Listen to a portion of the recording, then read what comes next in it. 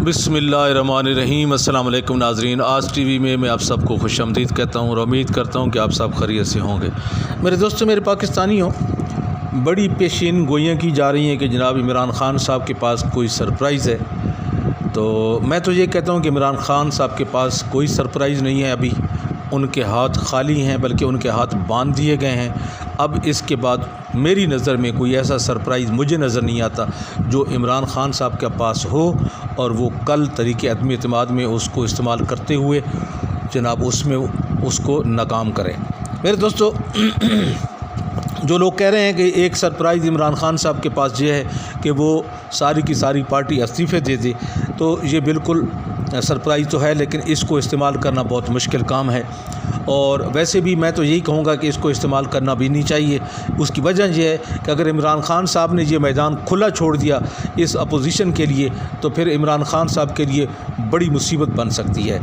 मैं तो कहता हूँ इमरान ख़ान साहब बिल्कुल अच्छे बच्चे की तरह बन जाएं, अच्छा बच्चा बन के जनाब जिस तरह बेंच का फ़ैसला है उसको मनवान तस्लीम करें और उसके मुताबिक हुकूमत की जो बाकायदा शिफ्टिंग है, शहबाज शरीफ साहब वज़ीर आज़म बन जाएंगे तो अपोजिशन में इमरान ख़ान साहब बैठ जाएंगे और फिर अपोजिशन में खूब अपोजिशन करके अपना डिफ़ेंड करें और आने वाले वक्तों में उनको खुला ना छोड़ें। अगर खुला छोड़ दिया तो वो पाकिस्तान का बहुत ज़्यादा नुकसान करेंगे।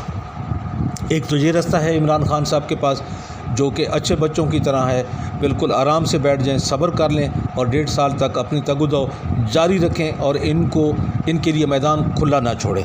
दूसरा रास्ता जो मैं आपको बता चुका हूँ उनके पास इस्तीफ़ों का है, लेकिन वो उस सूरत में है कि बिल्कुल इमरान ख़ान साहब अगर अग्रेसिव हो के फ्रंट फुट पे आके खेलते हैं और कहते हैं कि मैं किसी तरह भी शहबाज शरीफ को अचकन नहीं पहनने दूंगा, वो शेरवानी जो उसने सिलवा के रखी हुई है वो नहीं पहनने दूंगा, तो वो ये रास्ता बिल्कुल मौजूद है इमरान ख़ान साहब के पास। वो इस्तीफ़े दे दें, एक बहुत बड़ा रिस्क होगा।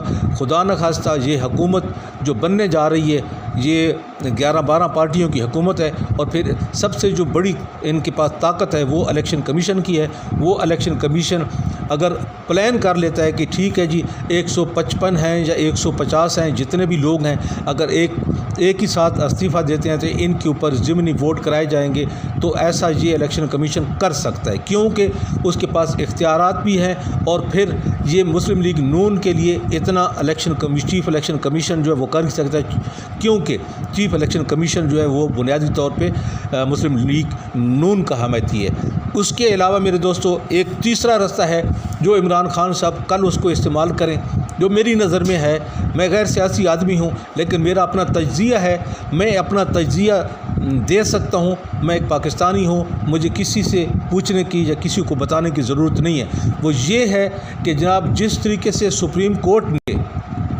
जजमेंट दी है सब कुछ देखते हुए, यानी उसको ये भी नज़र आ रहा था कि सिंध हाउस में हॉर्स ट्रेडिंग हो रही है और इमरान ख़ान साहब ने सबसे पहले सुप्रीम कोर्ट का दरवाज़ा भी खटखटाया है। उनके पास गए कि ये जो डॉक्यूमेंट आई है, ये जो डॉक्यूमेंट अमेरिका की तरफ से ये हमारे सफ़ीर के थ्रू हमारे तक पहुंचा है, जिसमें ये कहा गया है कि पाकिस्तान के अंदर रजीम चेंज करना है, पाकिस्तान के अंदर इमरान ख़ान साहब की हुकूमत को तब्दील करना है, उसकी हुकूमत को गिराना है।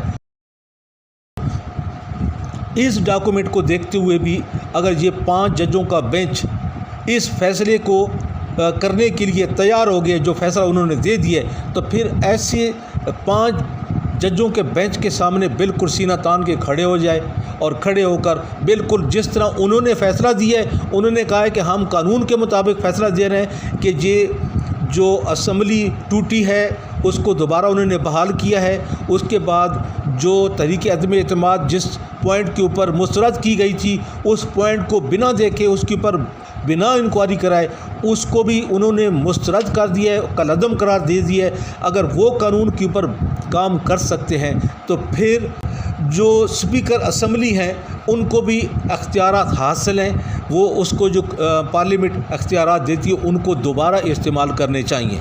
میں کہتا ہوں اگر میں ان کی جگہ پہ ہوتا تو جیسے سپریم کورٹ کی طرف سے یہ فیصلہ آیا ہے اس کو تسلیم کرتا، خندہ پیشانی سے تسلیم کرتا، کوئی اس کے اوپر تنقید بھی نہ کرتا، اور جیسے صبح سویرے یہ چیز اسمبلی کے اندر آتی دوبارہ تحریک عدم اعتماد، تو اس کے اوپر میں دوبارہ وہی چیز لگاتے ہوئے وہی قانون اپلائی کرتے ہوئے اس کو پھر دوبارہ سے اس کو ختم کر دیتا، اس کو کالعدم قرار دے دیتا۔ تو یہ ہے تیسرا طریقہ، بہت آسان ہے، قانون میں رہتے ہوئے ڈپٹی اسپیکر ہو جو اسپیکر ہو یہ سارے کر سکتے ہیں۔ اور اگر آرٹیکل 69 جو آگ کا دریا کے ساتھ اس کو جوڑا گیا ہے، جیسے کہ علی ظفر صاحب ہیں جو پاکستان تحریک انصاف کی طرف سے وکیل تھے، انہوں نے کہا کہ 69 کو کراس کرنا یہ آگ کی دیوار ہے۔ اگر سپریم کورٹ اس کو پھلانگ کے پارلیمنٹ کے اختیارات کے اوپر قابض ہو جاتی ہے، قبضہ کر لیتی ہے، تو پھر پارلیمنٹ کو بھی اختیارات یہ ہونا چاہیے کہ وہ سپریم کورٹ کی طرف سے آئے ہوئے جو حکم ہے اس کو عبور کرتے ہوئے اپنے جو اس کے پارلیمنٹ کے اختیارات ہیں ان کو استعمال کرے۔ یہ سب سے بہتر طریقہ ہے۔ اور کیا کرے گا؟ سب سے زیادہ یہی ہوگا نا کہ یہ دوبارہ کیس سپریم کورٹ کے پاس جائے گا، سپریم کورٹ کے ججوں کا پھر ایک بینچ بنے گا، پھر وہ یہ فیصلہ دیں گے، پھر یہ پارلیمنٹ میں آئے گی، پھر اسی طرح اسپیکر کے پاس آئے گی، پھر اسپیکر اس کو واپس کر دے، اسی طرح مسترد کر کے۔ یہ کھیل تماشا اب ہونا چاہیے، کیونکہ اس پاکستان کے اندر میں نے دیکھا ہے کبھی جناب کالے کوٹوں والے آ جاتے ہیں تو کبھی کالے بوٹوں والے آ جاتے ہیں۔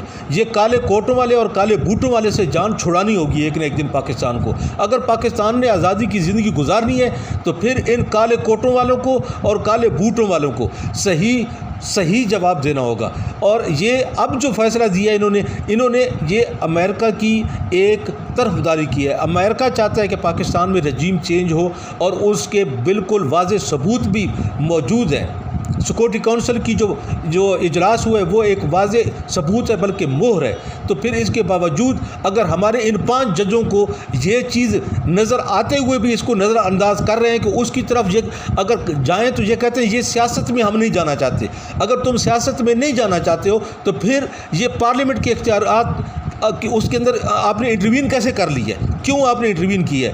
جو 69 آپ کو روکتا ہے، جو دیوار ہے پارلیمنٹ کے اختیارات کو استعمال نہ کرنے کے لیے آپ کے لیے آگے دیوار باندھی گئی ہے کہ کوئی بھی سپریم کورٹ ہے یا کوئی بھی کورٹ ہو وہ پارلیمنٹ کے اختیارات میں انٹروین نہیں کر سکتی، اس کو روکتا ہے 69 آرٹیکل۔ تو پھر آپ لوگوں نے کیوں اس کو کراس کیا؟ تو سب سے میری جو رائے ہے اس میں یہی ہے کہ جو اسپیکر ہے اسد قیصر صاحب، کل جیسے یہ تحریک عدم اعتماد لائی جاتی ہے پارلیمنٹ میں اس کو اڑا کے رکھ دے۔ بڑی بات تو یہی ہے نا کہ یہ دوبارہ سپریم کورٹ میں جائے گا اور پھر سپریم کورٹ کے یہ جج دوبارہ بیٹھیں گے، پھر یہ بحال کریں گے، پھر اس کو توڑ دے۔ یہ ان کے ساتھ یہ تماشا کرنا پڑے گا، ورنہ یہ پاکستان کو یہ کالے بوٹوں والے اور کالے کوٹوں والے آگے نہیں چلنے دیں گے۔ اس کے ساتھ ہی میرے دوستوں میں اجازت چاہتا ہوں، اللہ حافظ۔